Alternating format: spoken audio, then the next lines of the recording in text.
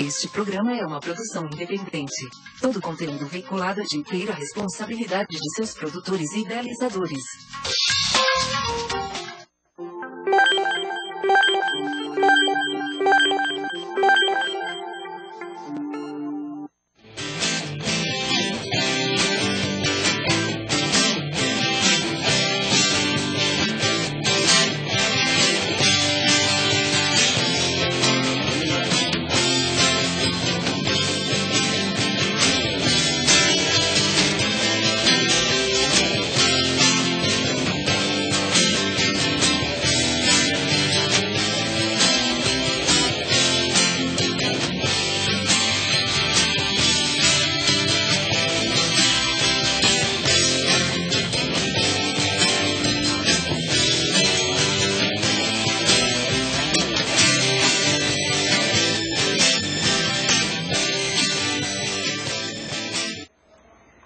Boa noite, está começando mais um programa Jornalismo e Cidadania pela sua AltV.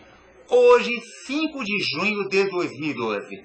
Meu nome é Maurício Sabará e você deve estar se perguntando: por que será que Maurício Sabará está usando uma camisa diferente das que ele costuma utilizar?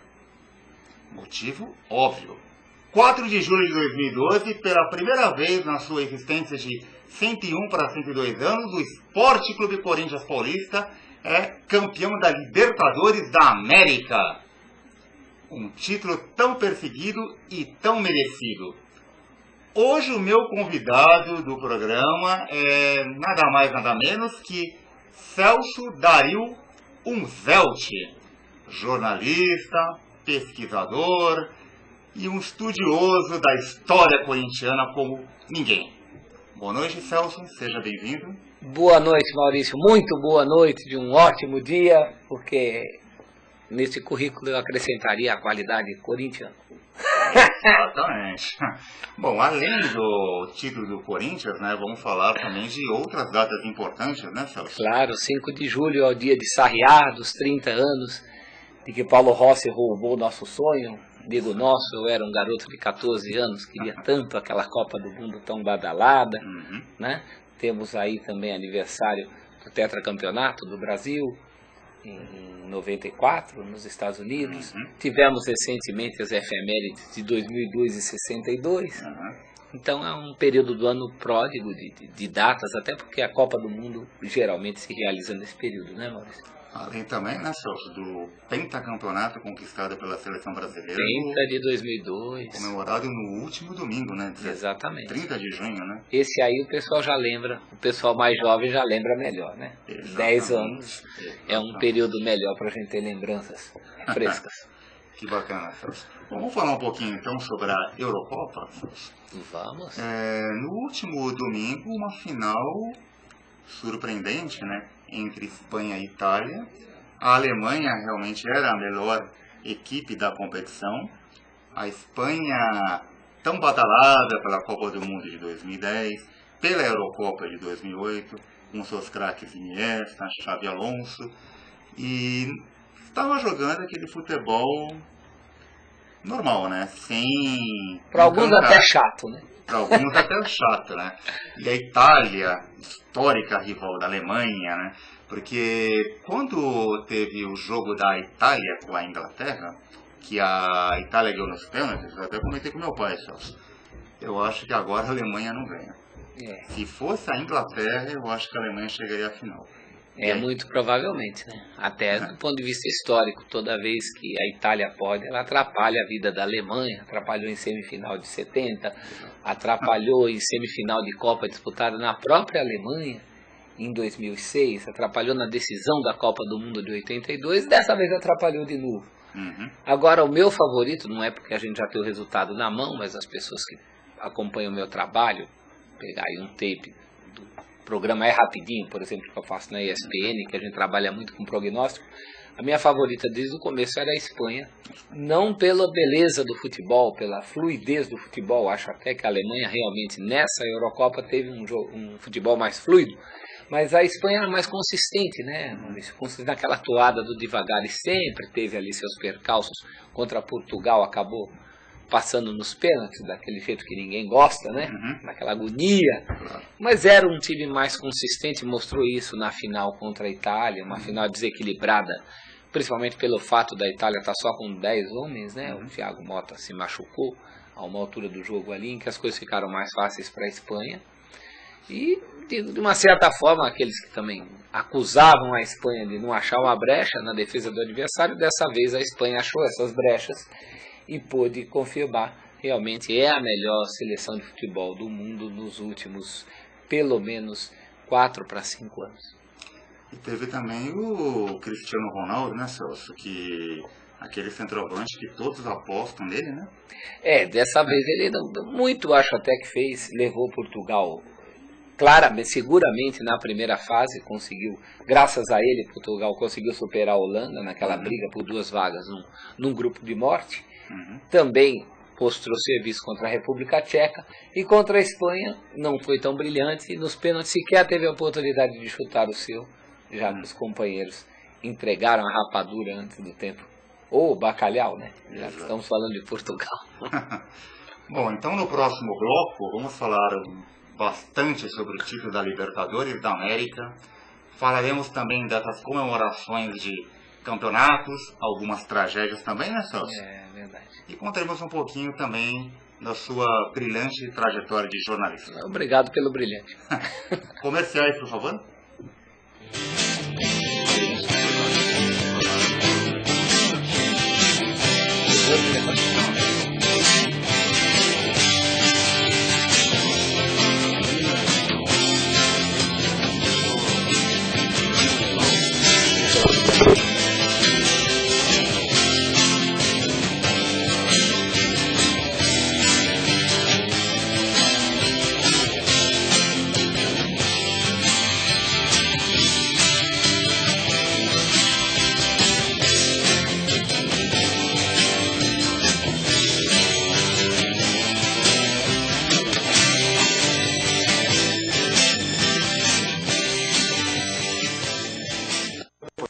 Você tem aí algum remédio para estresse? Eu posso sugerir que o senhor dê uma caminhada, assista um programa de TV com a patroa. Como assim? Eu não tô entendendo. O senhor não está estressado? Tô. Então, caminhada, respirar puro, jogue uma pelada com os amigos. Muitos hábitos saudáveis e mudanças de comportamento podem servir como remédio para diminuir o estresse, prevenir ou combater doenças ou sintomas delas.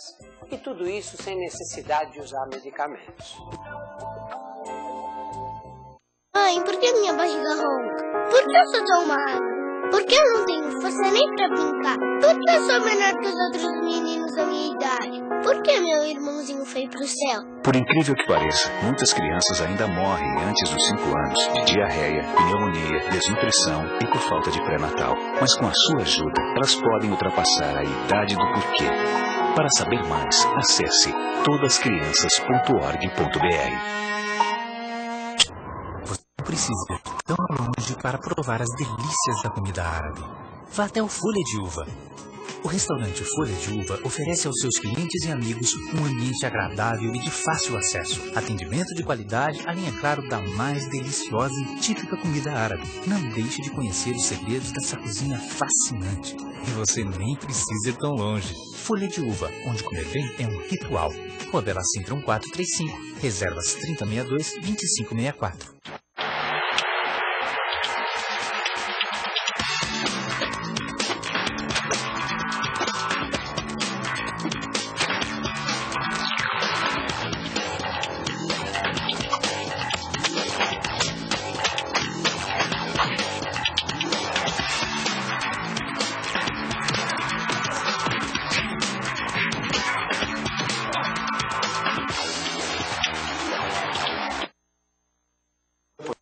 Você tem aí algum remédio para estresse? Eu posso sugerir que o senhor dê uma caminhada, assista um programa de TV com a patroa. Como assim? Eu não tô entendendo. O senhor não está estressado? Tô. Então, caminhada, respirar puro, jogue uma pelada com os amigos. Muitos hábitos saudáveis e mudanças de comportamento podem servir como remédio para diminuir o estresse, prevenir ou combater doenças ou sintomas delas. E tudo isso sem necessidade de usar medicamentos. Adorei a AltV. É interativo, é rapidinho, você vê, você lê, você fala.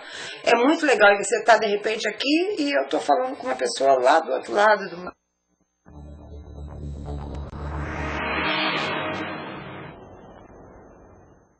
Bem-vindo ao mundo da ADesigns, impressão digital em pequenos, médios e grandes formatos. Os melhores serviços em frontlight, backlight, adesivagem de veículos, banners e totens. O seu projeto nas mãos de profissionais experientes, garantindo total qualidade e os melhores equipamentos. Impressoras de 1,90 m e a novidade, Color Span 98SI, a super impressora de 2,50 m, tornando a sua marca maior ainda. ADesigns Comunicação Visual, impressão digital em pequenos, médios e grandes formatos. Ligue 4452-8629.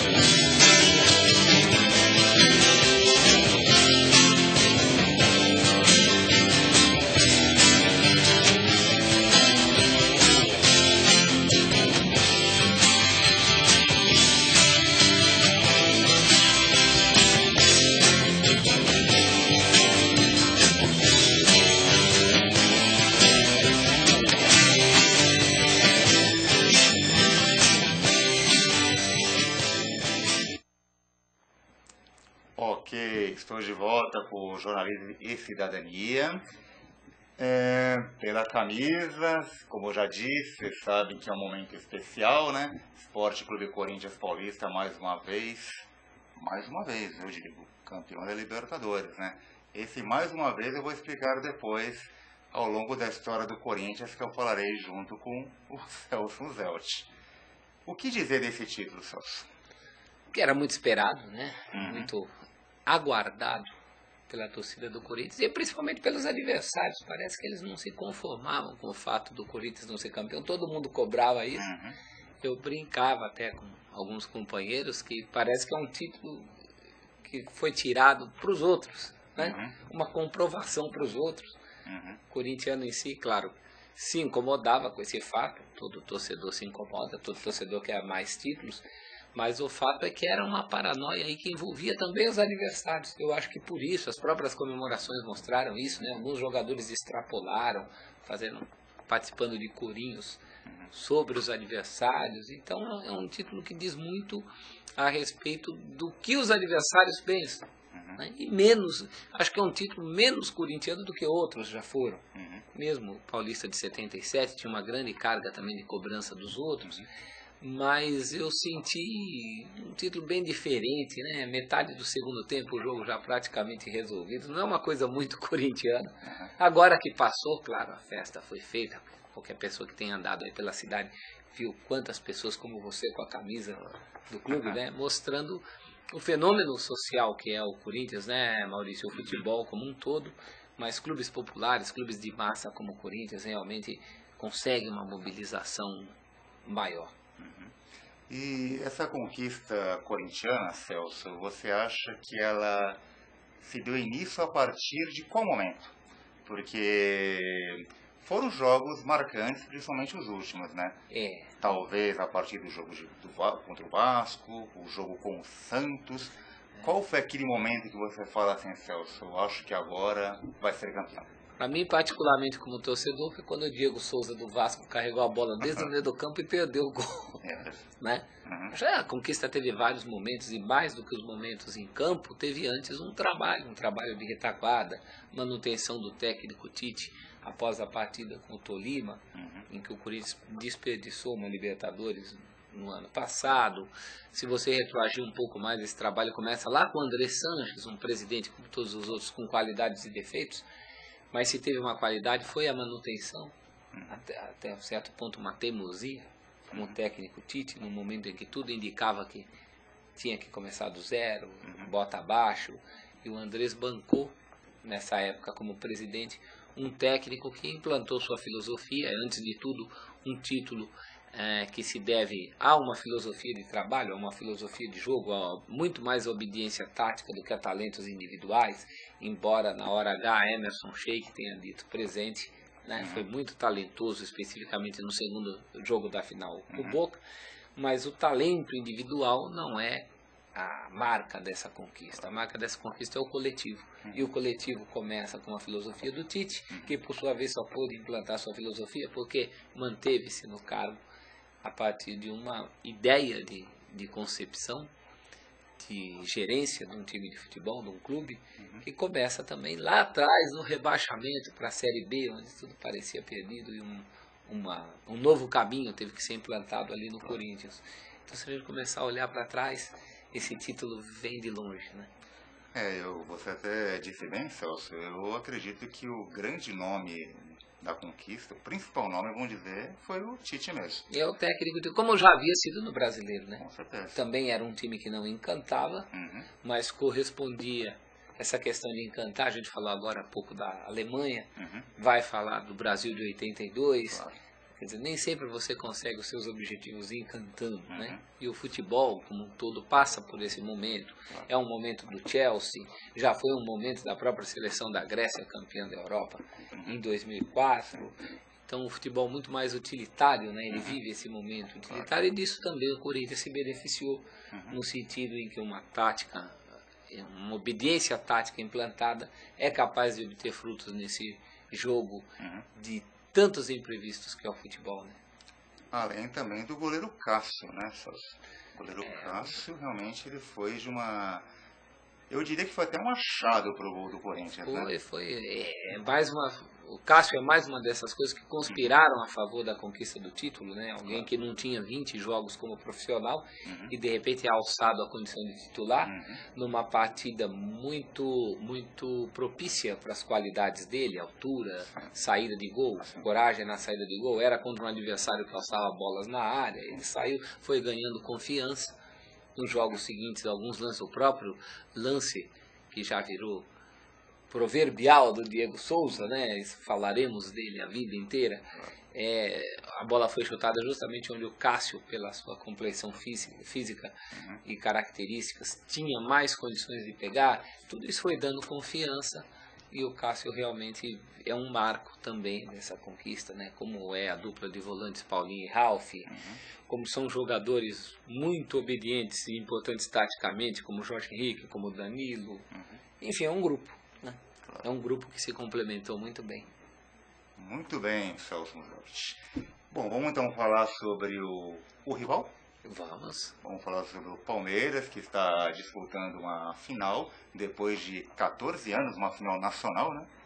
Dessa vez contra a forte equipe do Coritiba, né? Que é mais habituê de final de Copa do Brasil do que o Palmeiras nos últimos tempos. Exatamente, que foi inclusive quem decidiu a Copa do Brasil no ano passado contra o Vasco, né? Que por isso deve ser respeitado, né, Maurício? Deve ser respeitado. Nesse momento, o Coritiba é um time tão bom, ou melhor que o Palmeiras, não sei se melhor, mas se o resultado dessa Copa do Brasil for favorável ao Coritiba, não será de se estranhar, né? Não vai causar tanta estranheza, porque é um time realmente muito bem estruturado. E o que você está achando dessa filosofia do Felipão, a condução do time também? É o Felipão que nós conhecemos, ou você acha que com essas mudanças de elenco mudou um pouco a forma do time jogar? Não é o Felipão que nós conhecemos, aquele Felipão de elenco na mão, de fazer a diferença, não é. O que ele tem feito nas últimas partidas de Copa do Brasil, e eu tenho acompanhado, né, é um esquema, o falecido João Avelino dizia, um esquema guarda-chuva. Fecha quando a bola está com eles, abre quando a bola é nossa. Quer dizer, o Felipão com essa tática já passou por vários adversários nessa Copa do Brasil, inclusive conseguiu matar o Grêmio em Porto Alegre no primeiro jogo. Eu tenho muita curiosidade em relação a essa final, porque dessa vez a situação é inversa. O Palmeiras terá que fazer um bom resultado em Barueri para buscar a possibilidade de segurar essa vantagem no Couto Pereira, onde realmente o Coritiba tem sido um dos times de melhor aproveitamento em casa nesse ano. Então tenho curiosidade com essa inversão de expectativa. Dessa vez não bastará o Felipão fechar para correr atrás. né? Ele, pelo menos nessa primeira partida, vai ter que fazer o contrário. Vai ter que fazer um resultado. Né? E é contra uma equipe muito difícil, uma final muito equilibrada, Palmeiras e Coritiba. E essa final é diferente da Libertadores, tem a questão do gol de vantagem, um gol a mais, né? É que eu gosto, uma regra que eu gosto particularmente, porque é uma possibilidade a mais você evitar os pênaltis. Sim. Tudo que vem para evitar os pênaltis, para mim, é uma vantagem. Eu sou fã desse critério. Né? É mais possibilidade para você evitar a disputa de pênaltis, que é sempre considerado uma coisa mais na sorte, mas menos do jogo de futebol. Né? E por sinal, Celso, o centroavante Barcos, ele, por causa de um problema de apendicite, ele não vai jogar nos 2 jogos. Pois é. Uma grande perda para o Palmeiras? Enorme perda. Enorme perda. Pelo jeito que o Palmeiras joga, pelo jeito que o Barcos se moldou a esse time, já não tem feito aqueles gols em profusão do começo, porque a bola também nem sempre chega nele, mas ainda é um jogador importante, né? Tanto do ponto de vista do jogo em si, mas do ponto de vista de moral do elenco. É hoje um dos principais jogadores do Palmeiras, um grande desfalque. E o que dizer dos outros grandes clubes de São Paulo? Por exemplo, o São Paulo Futebol Clube, que recentemente perdeu o técnico Leão, né? E o Santos também, que disputou as semifinais da Libertadores contra o Corinthians. O Paulo Henrique Ganso não está apresentando mais o mesmo futebol. O Neymar, que recentemente jogou na seleção brasileira, disseram inclusive que ele jogou cansado as 2 partidas contra o Corinthians. Será que é o Neymar que está cansado ou os adversários que aprenderam a marcá-lo? Acho que é um pouco das duas coisas, né? Agora, o cansaço do Neymar está pesando demais. E o Santos precisa tomar um caminho na vida, porque se continuar apostando nessas individualidades e só nelas, ficou muito claro que o Santos precisa pensar no time como um todo. Né? Não dá para mais uma vez contar só com a individualidade. Isso ficou patente na Libertadores, tem ficado patente no Brasileiro, onde o Santos já passou da hora de reagir. Então acho que o caminho do Santos é esse, é pensar no time como um todo, inclusive reforçar e não perder peças como vem perdendo. Perdeu Allan Kardec, Borges está com um pé fora, se não com os 2 a essa altura. Né? E o São Paulo já tem um problema mais administrativo. Eu enxergo essa fase do Juvenal Juvencio prejudicial para o São Paulo. Né? O São Paulo sempre foi um clube modelo, um clube que os outros deveriam se espelhar, e agora o São Paulo padece dos mesmos males do Corinthians do Alibi ou do Palmeiras do Mustafa com o Turci. Esse continuismo está fazendo mal para o São Paulo. Então no São Paulo o problema é outro, ainda que resolva aí, que acerte com um técnico, com um Ney Franco, que seja a solução, mas é pouco. Eu acho que o problema do São Paulo é mais político lá, ali o buraco é mais embaixo. E não podemos esquecer também da Portuguesinha, né? Nunca. Que agora contratou o goleiro Dida, que tantas alegrias deu à torcida corintiana. O Dida passou invicto 2 clássicos já, né? A Portuguesa no frigir dos ovos do campeonato ali vai bem, com 1 ponto por partida e mais outro de sobra. Então, para as expectativas, o Geninho começa a ter um time na mão, que possa trabalhar melhor, com a volta do volante Guilherme, com a chegada do zagueiro Lima, aí logo no começo do campeonato, agora com o Dida como goleiro, a Portuguesa começa a tomar forma de um time que pode brigar para permanecer na primeira divisão, que é o objetivo primeiro da Portuguesa. Né? É isso aí, Celso. Bom, vamos então falar um pouquinho de seleção brasileira. Mas seleção brasileira não tem muita coisa para dizer atualmente, mas tem muita coisa para dizer ao longo da sua história. Mas no dia de hoje, né? Exatamente, pois afinal de contas estamos no mês de julho, mês que geralmente tem Copa do Mundo, junho e julho, né? O que lembrar há 30 anos atrás, Celso Zatti? Lembrar que eu estava de férias na 8ª série, perguntei para o meu pai logo que acordei para ver o jogo, quase em cima da hora do jogo, era uma segunda-feira, meio-dia. Se o Brasil perde hoje, pai, meu pai ainda estava ajeitando uns cabides no guarda-roupa, falou assim, não seja bobo, não há mínima possibilidade disso acontecer. Era o sentimento que o Brasil inteiro tinha, né? Nós vínhamos com uma seleção maravilhosa, de Zico, de Sócrates, de Falcão, Valdir Pérez, Leandro, Oscar, Luizinho Júnior, Falcão, Cerezo, Sócrates, Zico, na frente o Serginho e o Éder. Às vezes entrava o Paulo Isidoro para sair alguém do quadrado mágico.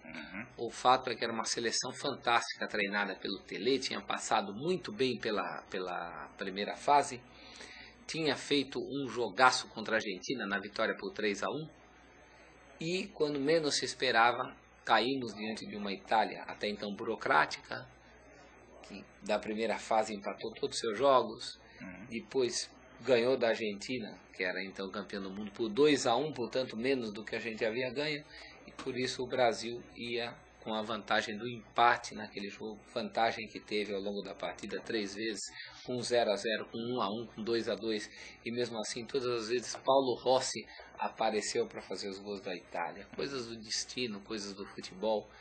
Já se falou mais de uma vez que se aquela partida fosse jogada 50 vezes, mais de 40 o Brasil ganharia, mas não ganhou aquela, que era a que precisaria ter ganho. Uma ferida aberta na alma dos quarentões que acompanham o futebol. Por sinal, essa seleção de 82 já vinha desde que o Tele Santana assumiu, né? Claro, com algumas modificações, porque sabemos que o Tele, ele assumiu a seleção na época que ele era, eu não digo na época, né? Depois de uma partida pelo Campeonato Brasileiro de 79, quando ele era treinador do Palmeiras, uma estupenda vitória contra a forte equipe do Flamengo. 4-1 no Maracanã. 4-1. Na ocasião ainda o técnico da seleção era o Cláudio Coutinho. Isso. Aquela partida praticamente decidiu quem seria o técnico, né? Exatamente. E o Tele Santana, assumindo, acho que a partir de abril de 80, mais ou menos, ele começou aos poucos moldando aquele time que seria a forte equipe de 82. Teve suas dificuldades, principalmente para achar um centroavante. Quando achou, esse centroavante seria o Careca, depois titular em 86 e 90. Infelizmente o Careca se machuca em Portugal, já na fase de treinos. E o Serginho Chulapa acaba destoando um pouco ali na frente, era um grande centroavante, mas com uma característica totalmente diferente daquele time, né? Dá também quem condene o fato do Serginho ter sido catequizado, em vez de ser o jogador guerreiro de sempre, ele teria dado uma de bonzinho e não teríamos ganho nada com isso. Né? Aí muitas conjecturas e muitas desculpas, mas o fato é que o Brasil perdeu e aquele jogo não volta mais, por mais que nós o vejamos, uma sensação de que ainda vai dar.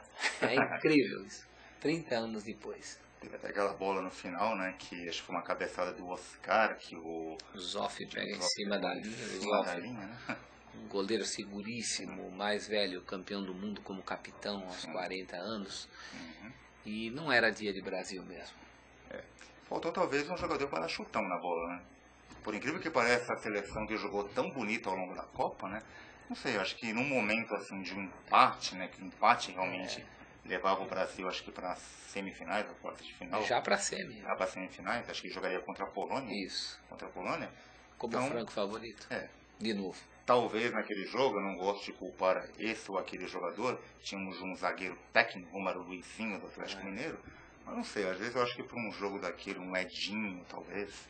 O Edinho atravessava um momento muito bom, mas o Luizinho, até as falhas na Copa do Mundo, era uma unanimidade do país. Ele não era uma idiosincrasia do Tele, nem uma teimosia. O país estava com o Luizinho, o país estava fechado com o time inteiro. Quando acabou o jogo com a Argentina, ninguém discutia esse tipo de coisa.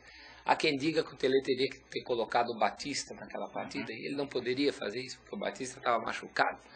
Maradona foi expulso por dar um pontapé nas partes baixas do Batista. Então, são muitas conjecturas, né? Muitas teorias depois do acontecido. E o fato é que o país inteiro apoiava que o time jogasse do jeito que jogou. E afundamos todos juntos. Bom, aí depois daquela brilhante geração de 82, né? Tivemos ainda a Copa de 86, 90, 94, da qual fomos tetra, jogando um estilo bem diferente. Alguns dizem que o Brasil precisou jogar dessa forma para ser campeão do mundo. Questão de opinião. Naquele momento, talvez, né?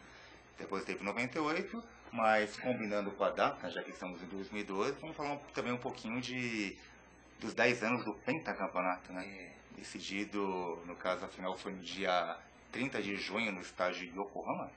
Uma final de manhã para nós, né? Deu tempo final. de ser campeão do mundo e almoçar depois. Copa gostosa de assistir, né? Gostosa nesse sentido, né? Gostosa nesse sentido. E também pouco se esperava daquele time do Felipão, né?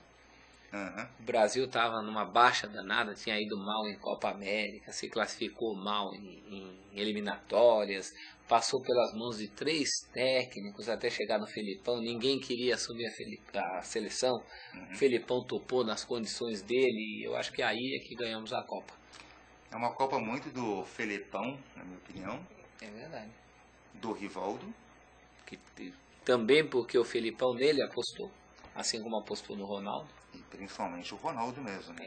Pois o povo não queria, a imprensa não queria o Ronaldo, né? Todos queriam o Romário, né? Mas apenas o Felipão enxergou que o Ronaldo era um jogador mais para o grupo naquela ocasião. E a estratégia dele deu certo. Né? Acabou dando certo, era um time fechado. Eu tenho uma teoria de que aquele time só deu certo naqueles dias. Se a Copa é um pouquinho antes ou um pouquinho depois, a química já não ia pegar. Verdade seja dito, fomos ajudados por um grupo fraco no sorteio, não direcionado por ninguém, mas coube-nos um grupo fraco, né? Com Turquia, a China e a Coreia, era Turquia, China e Costa Rica. E claro que mais para frente a Turquia acabou sendo semifinalista como nós. Os grandes papões caíram antes, França, Argentina, caiu todo mundo na primeira fase ainda. O caminho foi facilitado por isso. O jogo com a Bélgica, o árbitro errou, tomamos um gol legítimo anulado. Ronaldinho Gaúcho fez naquela cobrança de falta contra a Inglaterra, algo que nunca mais voltaria a fazer, pelo menos com a camisa da seleção brasileira. Tudo conspirou a favor. Assim como em 82, tudo conspirou contra. Enfim, em 2002, tudo conspirou a favor. Assim é a vida. E teve aquela final inédita, inclusive, contra a Alemanha, né? Até da Turquia, foi até bom lembrar que tinha um surpreendente goleiro, Bustu. É esse o nome, né? Exatamente. E o jogo com a Alemanha, mais que uma final inédita, foi um jogo inédito. Porque os dois gigantes do futebol mundial jamais tinham se encontrado em Copas do Mundo, né? Nunca tinha calhado de Brasil e Alemanha se encontrarem. A Alemanha também saiu de casa desacreditada, ninguém dava nada pela Alemanha, ela chegou na força da camisa. Mas futebol por futebol, acredito que o Brasil tenha merecido naquele ano. Realmente foi a seleção mais constante, num estranho para nós esquema 3-5-2, em que o Felipão apostou com muita consciência e mais uma vez foi premiado pela oportunidade, né? Mistura da sorte com a competência. Ele tinha os dois, né? Tem os dois. Com certeza. Bom, Celso, falamos da tua história, então vamos falar um pouquinho da sua história. Da sua história como torcedor, da sua história como jornalista. Enfim, história, estou falando com a pessoa certa. Provavelmente um dos grandes, ou até o maior pesquisador do futebol brasileiro da atualidade. Celso Darionzelt, comentarista esportivo, pesquisador e escritor brasileiro. O que dizer, então, do seu início como torcedor, Celso Darionzelt? Como torcedor foi em 77, com a conquista do Corinthians, né? Eu sou filho de um corintiano fervoroso e na nossa casa o futebol era assunto. Meu avô já gostava muito de futebol, embora São Paulino, originalmente torcedor do Paulistano, que acabou com seu departamento de futebol em 29, cuja torcida foi herdada pelo São Paulo Futebol Clube. Então sempre foi um assunto corrente em casa. E eu comecei a me interessar por futebol justamente em 77, que é o ano da redenção corintiana. A partir daí, no futuro, acabou se tornando também um meio de vida, né? Sempre fui muito interessado em história. Você disse muito bem pesquisador, eu não me considero um historiador, não tenho curso superior, não tenho as ferramentas teóricas para isso. Eu sou um curioso, um pesquisador. Pesquisador, sim, é um título que eu aceito, porque tudo que eu consegui levantar foi a partir da minha curiosidade, não necessariamente por técnicas que um historiador que mereça esse nome utilize. Né? E você é formado em jornalismo, Celso, e no seu tempo de faculdade, claro, você tem a sua pós-graduação, se formou, acho que em jornalismo esportivo mesmo, né? E desde o seu período de faculdade você gostava de fazer essas pesquisas? Gostava sim. Eu já tinha esse interesse, não era uma obsessão. Se eu conseguisse uma colocação em qualquer outra área, trabalharia, como acabei trabalhando algum tempo na revista Quatro Rodas, em revistas como a Associação Brasileira de Leucemia, a revista da Varig. São revistas que nada tem a ver com futebol, mas 90% da minha carreira, dos livros que eu escrevi, dos lugares onde eu trabalhei, foi voltado, né, para esse tema, porque aí eu juntava dois interesses, a história e o futebol em si. Por sinal, na revista Placar, eu tenho vários exemplares dos anos 90, né, muitos textos da sua autoria, e graças a esses textos teve esse grande prêmio, que é o Almanaque do Timão. Esse almanaque, Celso, eu posso dizer o seguinte: no meu entender, você reescreveu a história do Corinthians. Eu pelo menos detalhei um pouco melhor, né? Detalhei um pouco melhor. Que era a intenção. Porque esse almanaque, Celso, é impressionante os dados dele. Hoje, 2012, talvez, pelo fato de ser 2000, muitas informações, claro, não tem aqui. Mas a pesquisa que você fez, Celso, no caso, colocar simplesmente todos os jogos da história do Corinthians, talvez ficar um pouco longe, mas explicando bem como é que era a forma de consulta do Celso. Por exemplo, o jogo 1, Corinthians 0, União Lapa 1.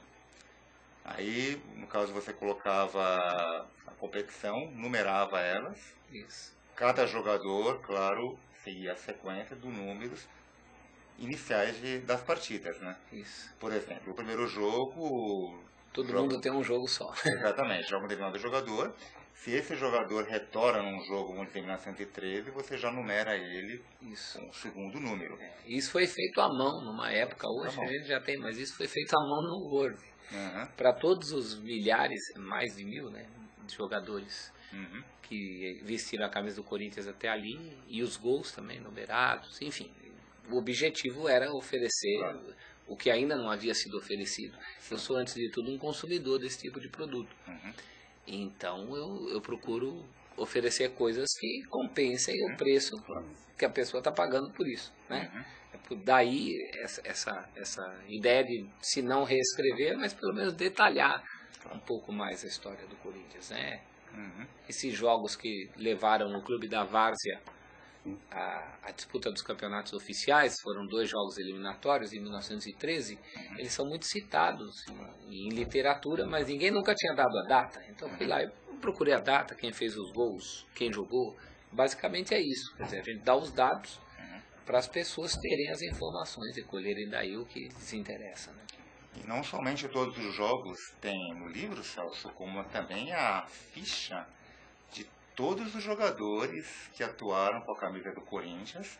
Claro que cada jogador tem uma história diferente. Por exemplo, um goleiro, acho que meia-direita, Acácio, um jogador que disputou 7 jogos, marcando 4 gols. Não tem uma biografia tão longa para contar. Mas é um trabalho impressionante. Mesmo se o jogador tivesse jogado uma partida só pelo Corinthians, teria citado aqui, né, Celso? Ele está citado. O objetivo era esse, realmente citar número de jogos, gols, nome completo, quando possível, data e local de nascimento e morte. É um padrão que eu tomei para todos os jogos, e depois gerou outros almanaques, como o do Palmeiras também, que eu fiz em parceria com o Mário Sérgio Venite, né, que é o meu parceiro palmeirense. Outro almanaque esgotado, você vê que esse exemplar, que é o único que eu tenho, não está nas melhores condições, porque foram produtos que saíram pela revista Placar, pela editora Abril, e a logística da editora Abril é uma logística de revista, de recolhimento rápido dos exemplares de banca, então por isso são obras esgotadas, já não se encontram mais. Bom, o almanaque do Palmeiras, que eu também estou com ele em as mãos, puderem mostrar. Pessoal, almanaque do Palmeiras, autoria também de Celso Zelt. Esse almanaque do Palmeiras, Celso, vai até ser curioso o que eu vou comentar, mas eu acho que para quem conhece muito a história do Corinthians, automaticamente acaba conhecendo bastante a história do Palmeiras também, né? Sem dúvida, é o rival, pelo menos é o meu rival predileto. Sempre acompanhei o Palmeiras. Claro. Eu fazia esse almanaque, eu sabia direitinho no dia dos jogos do Palmeiras o que eu estava fazendo, que situação da minha vida. Eu tinha a mesma relação praticamente com os jogos do Corinthians. Obviamente, aguardando outro tipo de resultado, mas quer dizer, é uma relação muito próxima. Interessante nessa questão de almanaques, que o Celso começou muito bem em 2000. Eu até, antes de comentar sobre esse assunto, eu pergunto quanto tempo você levou para fazer essa consulta do primeiro almanaque, Celso?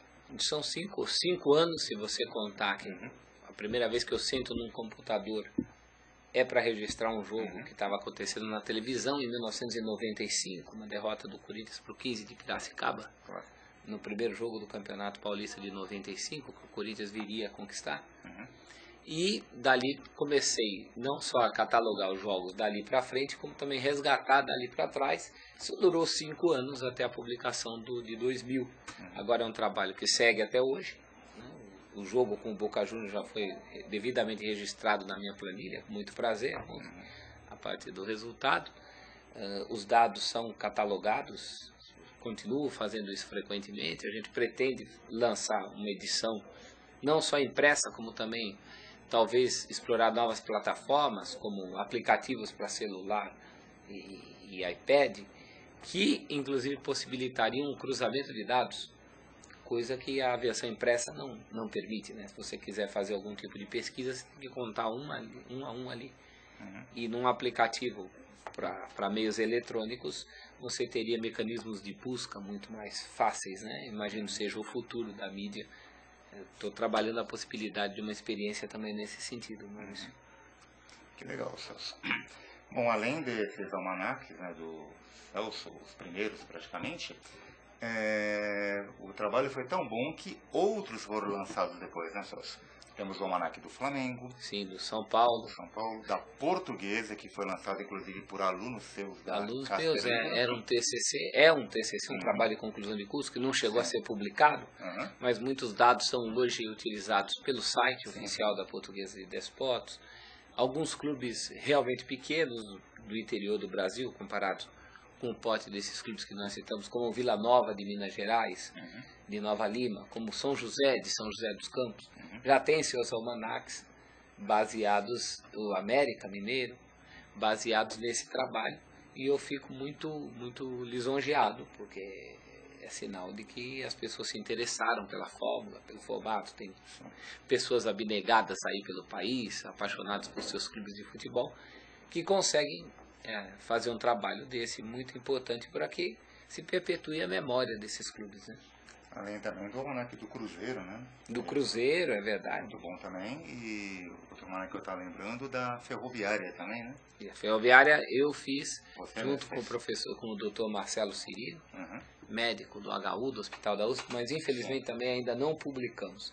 Ele aguarda a publicação, mas já está apuradinho. Pelo menos a fase até 2007, que era o ano que a gente pretendia lançar o livro. E comentava-se também que teria um almanaque do Vasco, acho que acabou não sendo lançado também. Ainda não. Gustavo Cortes, grande pesquisador do Rio de Janeiro, tem o material prontinho para publicação. E o almanaque do Santos? O do Santos está mais complicado. O Guilherme, o professor Guilherme, vem trabalhando com essa ideia. Né? Nós esperávamos a publicação agora, já no centenário, mas já passou a oportunidade. Eu creio que o almanaque do Santos deve estar para sair também. E além desses almanaques que eu citei, existe o segundo almanaque do Corinthians, né? Essa é uma edição de 2005, traz como diferencial principalmente as escalações dos adversários, coisa que eu não consegui colocar em 2000, menos, não por má vontade que eu tinha essas escalações, mas por um problema de espaço. A gente conseguiu diagramar melhor, colocou os adversários nesse almanaque do Corinthians, que é a edição mais recente. Muita gente nem tem conhecimento dessa capa, né? Conhece mais a capa preta de 2000, que é até mais fácil de você encontrar hoje em sites, na internet. Esse de 2005 é um pouco mais complicado. E esse almanaque de 2005 poderia ser um almanaque muito fácil para você fazer, né? Se você quisesse, claro. Porque seria uma continuidade do que já tinha sido lançado em 2000, mas pelo fato de você ter incluído, que ficou muito bacana a escalação dos adversários, praticamente você voltou a todas as partidas que já tinha feito. Né? Mais uma vez eu fui vítima dessa coisa de ser também um consumidor. Eu fico muito preocupado. Poxa, mas se eu posso dar, por que não? Vamos dar um jeito aqui. Né? Até um tiro no pé, porque do ponto de vista, como você falou, do escritor, ficava mais fácil uma reprodução. Mas eu sou, antes de tudo, um consumidor desse tipo de coisa que coloco na rua, né? Então ficou sempre preocupado em dar algo a mais. E foi o que aconteceu nesse caso em relação às escalações de adversários, né, Maurício? Bom, então mostramos também um pouquinho dos almanaques, né? E agora temos outros livros também interessantes do Celso. Por exemplo, uma edição da coleção Ídolos Imortais. Seria os 10 mais, claro que no caso do Celso, os 10 mais do Corinthians. Isso. E praticamente todos os outros times grandes, né, lançaram essa coleção. Já temos de todos hoje. E o que dizer também dessa coleção maquinária. E o que dizer também dessa brilhante obra, Celso? Esse é um livro diferente, é um livro de perfis, que conta a história desses homens que são os 10 mais do Corinthians. Não são 10 mais escolhidos por mim, aliás, meu voto nem foi especificamente para esses 10, mas eu ouvi 10 corintianos, eu era um deles, mais 9 jornalistas, né? Juca Kfouri, Max Gehringer, Heródoto Barbeiro, eles votaram. José Geraldo Couto, falecido Daniel Pisa recentemente, Celso Quinjô, hoje na TV Cultura, Marcelo Duarte, o meu amigo o Raul Drevnik, que é um grande cronista corintiano, Silvio Lancelotti, que muita gente acha que é palmeirense, mas é corintiano. Então essas pessoas foram ouvidas, cada um escolheu seus 10, e os perfis são feitos pelos 10 mais votados por todos, que coincidentemente não são os 10 de nenhum, para você ver como o Corinthians tem também aí uma oferta de craques, né? E acabamos fechando nesses 10 jogadores: Sócrates, Luizinho, Cláudio, Rivelino, Gilmar dos Santos Neves, o goleiro, Neto, Baltazar, Zé Maria, Vladimir e o Marcelinho, que é também conhecido como Marcelinho Carioca, todos eles perfilados, são perfis de muitas páginas. Alguns deles, como os do Cláudio, Luizinho, são jogadores que nunca se escreveu tanto sobre eles. E aí consegui colocar aí de uma maneira que ajude a imortalizá-los, né? Você sabe que a sua escolha aqui é Neco, Teleco, Cláudio, Baltazar, Luizinho, Rivelino, Basílio, Sócrates, Neto e Marcelinho. É praticamente os mesmos que eu considero. Talvez só o Basílio, assim, que eu não colocaria, porque eu acho que o Basílio é um jogador assim mais histórico por causa de um gol, né? Como semelhante ao que aconteceu com o Emerson Sheik agora, né? Acho que a importância do Basílio, minha opinião, claro, né?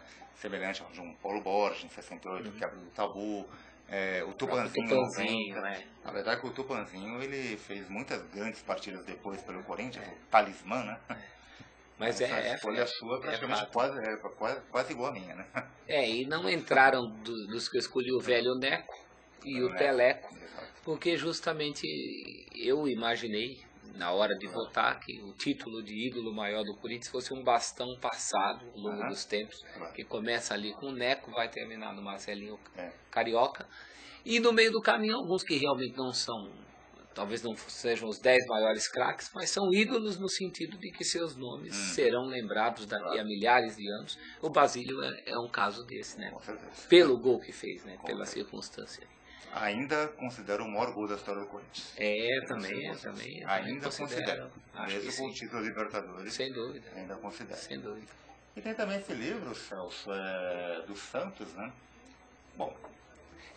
Essa na verdade é uma outra proposta, 100 anos, 100 jogos, 100 ídolos, que eu fiz para o Corinthians e fiz para o Santos. A ideia é contar o centenário, no caso de 2 clubes que chegaram ao centenário. O livro do Santos é feito em parceria com o companheiro Odir Cunha, santista. É contar a história desses clubes através de 100 jogadores e 100 jogos, além de notas soltas, que não sejam jogadores nem jogos, mas que ajudem a contextualizar verbetes como democracia corintiana. Não é nem jogo nem jogador. Então você conta ali a democracia. Ou Vila Belmiro, no caso do Santos. Também não é Santos nem jogador, mas tem um verbete sobre o estádio. E o que eu acho mais interessante dessa obra é que ela é ilustrada. Ela traz muita informação também na parte visual. Cada um desses 100 jogos é acompanhado de uma reprodução de capa de jornal ou de revista do dia seguinte ou da semana do grande jogo, né? E assim como os jogadores também acompanham as melhores fotos que a gente pôde publicar desses atletas. Alguns esquecidos, de iconografia mais difícil, né? Em preto e branco, em tempos mais para trás. É interessante você comentar isso, né? Porque eu estou vendo aqui, por exemplo, Corinthians, anos 20, né? Época bem antiga, né? Anos 20, e aqui ele mostra justamente, né, o grito da torcida corintiana na época, que é bem diferente ao que costumamos ver hoje. Eu vou até falar aqui, ó. Que é jacaré, não é? Que é tubarão, não é? Então o que é? Corinthians. Totalmente diferente ao que estamos acostumados a ouvir hoje. Né? É verdade. Esse grito foi tirado, eu fiz o registro aqui, ele está registrado pelo Antônio Alcântara Machado, um cronista, na crônica Corinthians 2 Palestra 1, no livro Brás, Bexiga e Barra Funda, publicado o livro em 1928, estamos falando dos anos 20, então é um grito da torcida na década de 20, uma década gloriosa que o Corinthians conquistou 2 tricampeonatos dentro da mesma década, né? Bom, e o Santos praticamente é igual, né? Praticamente da mesma forma, né? Para não ser injusto também com o glorioso Santos Futebol Clube, né? O formato é o mesmo. No caso do Santos, até você tem fotos mais coloridas e jogos de um peso, principalmente na era Pelé. O curioso no caso do Santos é que eu e o Odir, escolhemos 100 jogadores, mas o Pelé não está nesses 100, ele ganha um capítulo à parte. A gente não cometeu a injustiça com ninguém, tira o Pelé, escolhe mais 100, dá até o espaço para mais um, né? Exato. Tanto que quando você falava do Santos, sempre te dizia, não o Pelé do Santos, você falava sempre o Santos do Pelé, né? Exatamente. E o Pelé aqui, em seu perfil, no livro do Santos, é o Pelé Santista. Claro que eu cito que ele foi tricampeão pela seleção brasileira, mas na hora de editar as fotos, na hora de editar os feitos, a gente fala do Pelé no Santos, porque afinal é um livro do centenário do Santos Futebol Clube. Claro. Esse também é um livro muito interessante, Celso Zerch. O livro de ouro do futebol. É o meu livro que eu considero mais ecumênico, Maurício, no sentido de que não é de um clube só, não é de um evento só, de um campeonato, mas fala do futebol em geral como fenômeno, né? Fenômeno de entretenimento aí do início do século XXI. É um livro já de 2002, a Ediouro, pelo qual o livro foi editado, é uma editora que tem a série O Livro de Ouro sobre vários assuntos.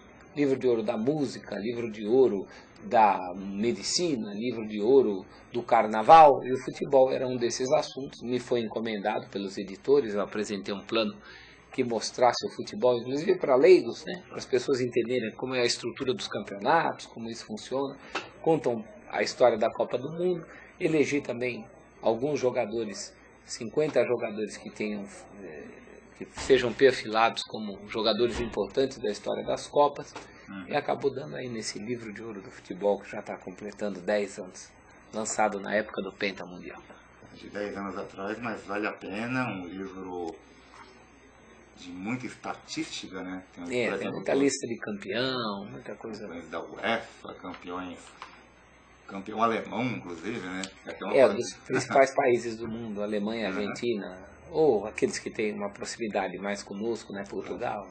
Eu falei até da Alemanha porque eu tenho até uma curiosidade, eu vou até lembrar dessa curiosidade, porque, principalmente para quem gosta de história da guerra, inclusive, a Alemanha anexou a Áustria em 1938. Isso, exatamente. E em 1941, o campeão alemão foi justamente o Rapid de Viena. O Rapid de Viena, e anexou a Áustria, e alguns desses jogadores foram obrigados a jogar na seleção alemã, né? E havia inclusive um jogador muito importante da Áustria chamado Matthias Sindelar, né? Isso, o homem de papel. O homem de papel, cuja esposa tinha ascendência judaica, né? Era o grande craque do futebol austríaco na época e considerado até hoje o maior jogador da história da Áustria. Exatamente. E tem um livro muito bom também, Celso, esse eu já não conheço. O Rei do Rio. O Rei do Rio. É um livro pôster, na verdade ele nasceu com a ideia de uma revista pôster com todos os times campeões cariocas pelo Flamengo. Você tem sempre um time posado aí a cada ano de título. E a ideia foi crescendo, quer dizer, falamos, então vamos colocar um pouco mais de estatística. Nos títulos mais antigos as fotos não tinham qualidade para ocupar uma página inteira, então colocamos texto e no fim acabou virando um livro. O que era para ser uma revista, sairia pela Editora Globo, acabou saindo um livro do qual me orgulho muito também. O Flamengo é um grande clube brasileiro. Além do que, em outros casos, a autoria não é propriamente minha, mas eu presto serviços de consultoria. O Ziraldo, por exemplo, tem uma coleção que ele conta a história dos times de futebol para as crianças. E eu prestei essa assessoria histórica. Eu não sou desenhista, não sou argumentista, mas trabalhei ali com uma espécie de revisor de conteúdo e também dando as ideias para contar a história desses clubes. E saíram as edições do Corinthians, do Palmeiras, do Flamengo, do Vasco, do Grêmio, do Internacional. Você, no caso, muitas pessoas te chamam para realmente contribuir. Você não é apenas autor de livros, né? Você também contribui para livros também, para dar os seus palpites, suas ideias. Né? E às vezes até para casos como o Museu do Futebol. Sim, são consultorias, né? O próprio Memorial do Corinthians, que particularmente é um clube cuja história domino bem, por ser o meu e por ter já uma tradição de pesquisa em cima do próprio almanaque, que acaba rendendo outros frutos, né? E outros livros que você lançou, eu sei que não foi possível trazer tantos, porque já está até pesado na minha mão. Eles são 13, trouxe aqui, quantos você tem aí? Talvez 8 ou 9? Aqui tem 8, né? Aqui tem 4, aqui tem 8, estão faltando 5. São 8 livros aí, né? Tem o Grandes Clubes Brasileiros, que eu fiz em parceria com Marcelo Migueles, do Rio de Janeiro, sem ainda conhecê-lo. Fizemos um livro por e-mail, foi uma experiência sensacional. Marcelo é um profissional da Infraero, apaixonado por futebol, tinha uma ideia de fazer uma exposição nos aeroportos, chamada Grandes Clubes Brasileiros, mas não no sentido dos grandes clubes dos maiores, os grandes clubes de cada estado. E tinha essa ideia, entrou em contato comigo, inclusive, para reproduzir um trecho de uma entrevista do Newton Santos, para pedir os direitos dessa reprodução, um texto do Newton Santos, sobre o Newton Santos, que está aí no livro de ouro do futebol. E aí começamos a conversar, ele me disse da ideia da exposição, estava contactando os clubes, assessorias de imprensa, para conseguir bandeira, camisa, flâmula. Aí eu dei a ideia, então por que você não faz um livro sobre isso, um catálogo da exposição? Aí ele perguntou se eu ajudaria a fazer, eu disse que topava, e aí começamos uma grande amizade a partir desse livro, Grandes Clubes Brasileiros. E fora do esporte, mas ainda dentro da história, eu colaborei, fiz a redação final de um livro sobre a história da família Bresser em São Paulo, para a dona Diva Bresser, há pouco tempo falecida, que era uma senhora que passou a vida inteira coletando coisas sobre a história de sua família, que é a família Bresser, né? Que deu origem aí à estação do metrô, aquele bairro, né? Perto do Brás, não chega a ser um bairro, mas é uma localidade de São Paulo, os Bresser. E aí tive o prazer de organizar esse trabalho que a dona Diva passou a vida inteira coletando. E além dos livros também, né, Celso? Vamos falar um pouquinho da sua participação na televisão, né? Uma participação, por sinal, muito brilhante. Digo isso porque praticamente há mais de 5 anos que acompanho o programa Loucos pro Futebol, que passa praticamente quinzenalmente, né, no canal ESPN, um programa muito legal, apresentado pelo Marcelo Duarte, com o PVC participando. Exatamente. Que dizer desse programa que há tanto tempo você participa com tanto brilhantismo? O Loucos está completando agora 10 anos, né? Ele começou como Loucos por Copa, na Copa de 2002, mas eu ainda não participava. Eu passei a participar do programa em 2005. E é um programa, primeiro, muito divertido de se fazer, né? A gente faz ali o que a gente faz no dia a dia, fala do assunto que gosta, trabalha muito com esse material de arquivo, de estatísticas. E, além do que, é um programa realizado por pessoas que já se conhecem há muito tempo. Eu já trabalhei tanto com o Marcelo quanto com o PVC na revista Placar, principalmente, em momentos diferentes. Mas todos nós passamos por Placar, que é a nossa base, viemos da imprensa escrita, né? No meu caso específico, a televisão não era uma prioridade, mas vem dando certo, né? Pelo menos na ESPN Brasil. Agora faço também o Cartão Verde como comentarista e vem dando certo, me sinto bem fazendo esse tipo de trabalho. O Loucos, especificamente, é um programa muito original, né? Na medida em que ele fala do futebol e da sua história de um ponto de vista cultural, bem diferente do trabalho que a gente faz em outros lugares, trabalho de mesa redonda, cobertura de análise de resultados. Não é isso que o Loucos Futebol faz. O Loucos é um programa de cultura futebolística e de história futebolística, que é bem a minha área, né? Eu acho que aí acabou juntando a fome com a vontade de comer, né, Maurício? Que legal. Bom, Celso, o programa praticamente já está chegando ao seu final. Você é uma pessoa que não é envergonhada, Celso, como sabemos. Seria muito subjetivo para você cantar uma das suas músicas, que tão bem você canta no Loucos do Futebol, mas não perguntaria um hino difícil para você, Celso. Com todo prazer. Hoje a voz está um pouco prejudicada por motivos óbvios, mas estou à disposição. Vamos cantar o hino do Corinthians? Claro. Mas não pode ser o hino do Corinthians que todo mundo conhece, o campeão dos campeões. Você quer o original? Eu gostaria do original. Eu vou até falar um pouquinho, eu acho que tem até nesse livro dos 100 anos do Santo. Tem sim. Lembra da página, Celso? Ele está aí nos anos 20, porque porque esse hino foi composto em homenagem ao presidente Felipe Colonna, então deve estar mais para o finzinho dos anos 20, porque ele é justamente de 1929, essa é a partitura original do hino, né?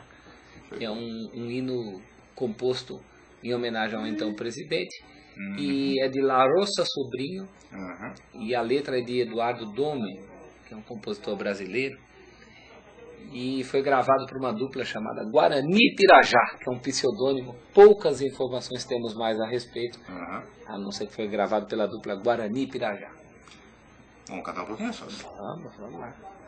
Lutar, lutar, é o nosso lema sempre para a glória. Jogar, jogar, e conquistar os louros da vitória e proclamar nosso pendão é alvinegro e sempre há de brilhar, flutuar viril para a grandeza e glória do Brasil. Corinthians, Corinthians, a glória será seu repouso, e nós unidos sempre elevaremos seu nome glorioso pela América fora. Ok, uma salva de palmas para o Celso. E outra para o Maurício.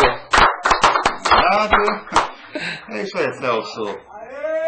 Muito obrigado. Eu que agradeço, Maurício. É um prazer estar contigo, que antes de tudo é um amigo particular, muito querido. Também uma pessoa muito interessada nesse ramo da história futebolística, né, das reminiscências. E é muito gostoso a gente estar compartilhando conhecimento aqui e também aprendendo muito com as pessoas que se interessam por essa área. Às vezes nem sempre valorizada, mas que a gente já tem conseguido espaços um pouco maiores nos últimos tempos. Muito bacana. Ok, muito obrigado, Celso. Eu que te agradeço, Maurício. Bom, o Jornalismo e Cidadania termina hoje. Recarregue suas baterias, pois amanhã é sexta-feira e no próximo dia 12 estaremos de volta com mais um Jornalismo e Cidadania. Tchau!